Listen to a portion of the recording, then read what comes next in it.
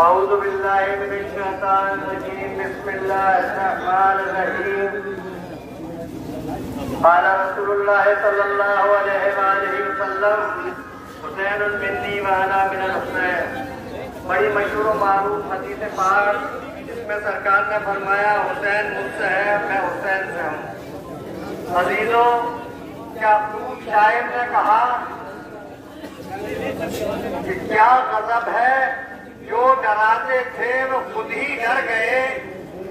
کیا غضب ہے جو ڈراتے تھے وہ خود ہی ڈر گئے. جی اٹھے مقتول قاتل مر گئے. آج آپ دیکھیں کہ ہر جگہ پوری کائنات کے اندر حسین حسین ہے. آج یزید کا کوئی نام لیوا ہے نہ پانی لیوا ہے نہ کوئی اپنے کو یزید کہنے والا ہے. آج جگہ جگہ ہندو مسلمان تو مسلمان، کلمہ گو تو کلمہ گو، شیعہ حضرات تو شیعہ، لیکن جن سے اسلام کا کوئی تعلق نہیں ہے وہ بھی یا حسین کی آوازیں بلند کر رہے ہیں. یہ زندہ جاوید کا آج کائنات کے اندر ماتم ہو رہا ہے کہ حسین کی قربانی کا نتیجہ ہے عزیزوں کہ آج ہر انسان آج امام حسین علیہ السلام کا چہلم منا رہا ہے. انسانیت کیونکہ حسین نے انسانیت کے اوپر قربانی دی تھی. آج کائنات کا ہر انسان حسین حسین کر رہا ہے. عزیزوں آج کون سا دن ہے؟ آج آپ کے مولا اور آقا کا چہلم ہے.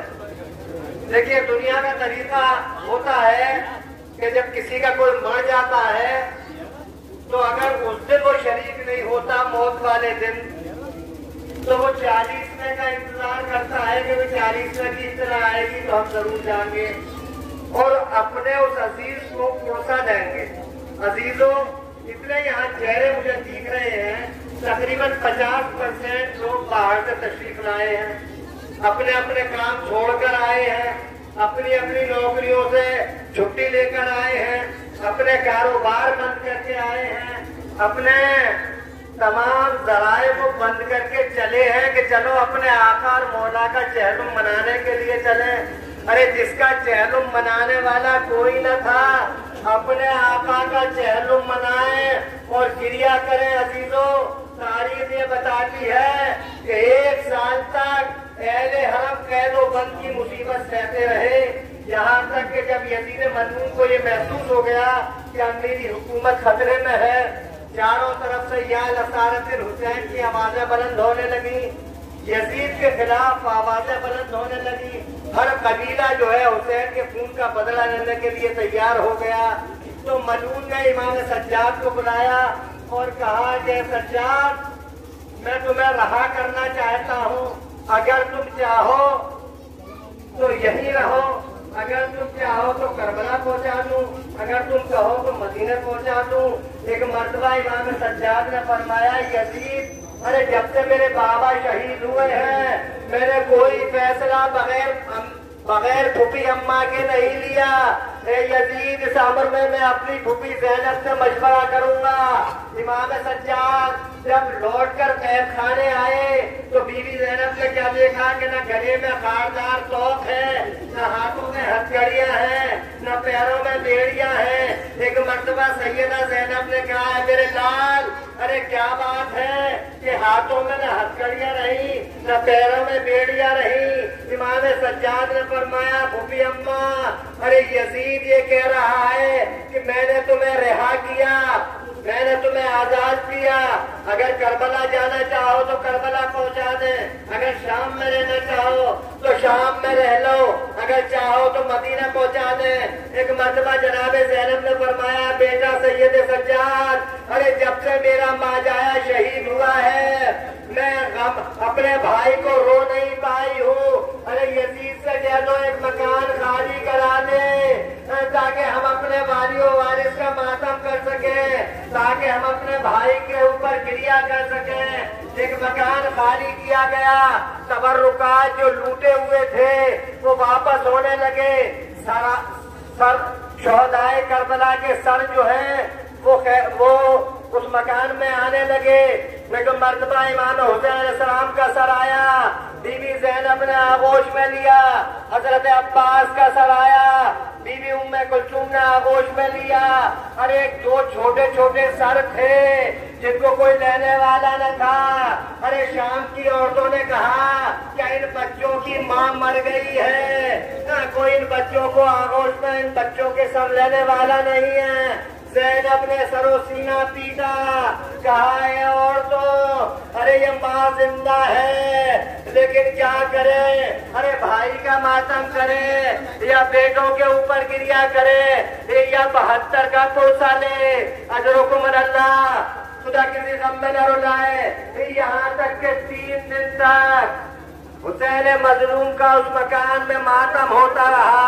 एक मर्तबा जब काफिला चलने लगा तो सब बीवियां तैयार हुई, लेकिन बीवी ज़ैनब ने देखा कि एक बीवी है जो नजर नहीं आती। एक मर्तबा जनाबे ज़ैनब ने कहा है उम्मे कुलसूम, अरे भाभी उम्मे रबाब नजर नहीं आती, उम्मे रबाब कहाँ है।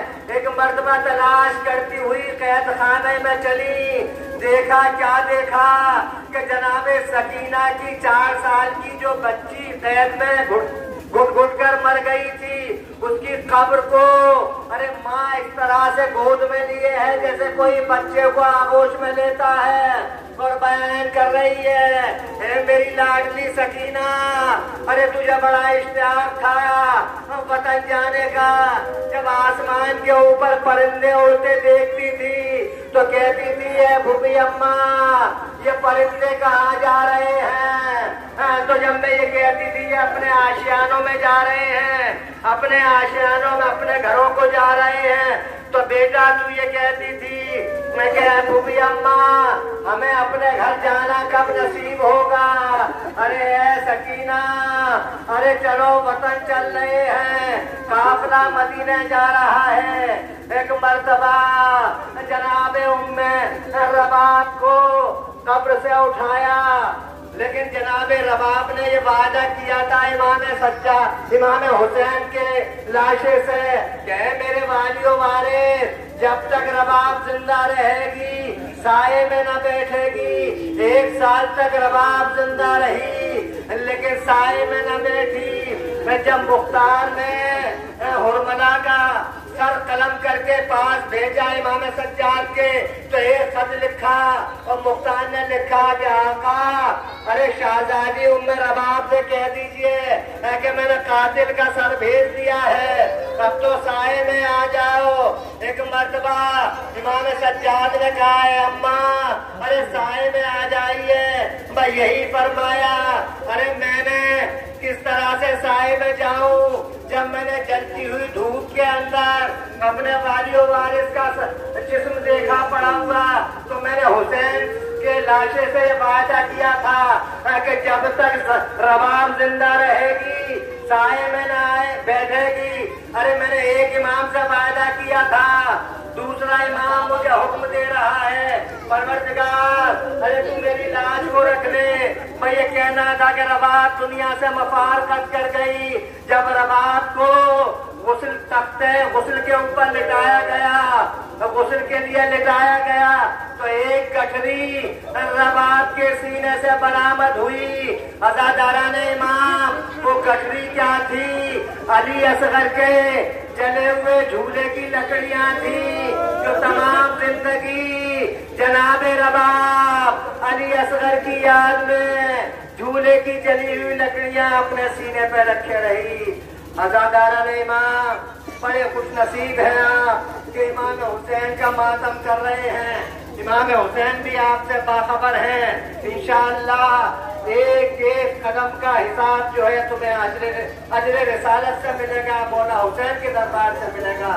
आप इसे बेकार और अबस न समझें। या हुसैन कहते हैं तो हुसैन भी तुम्हारी खबरगिरी को तैयार है, और इंशाअल्लाह हर कदम आपका जो है हुसैन की राह में, तो हुसैन भी तुम्हारे ही साथ है, और इंशाअल्लाह इस दुनिया में भी कामयाब है और आखिरत में भी कामयाब रहेंगे।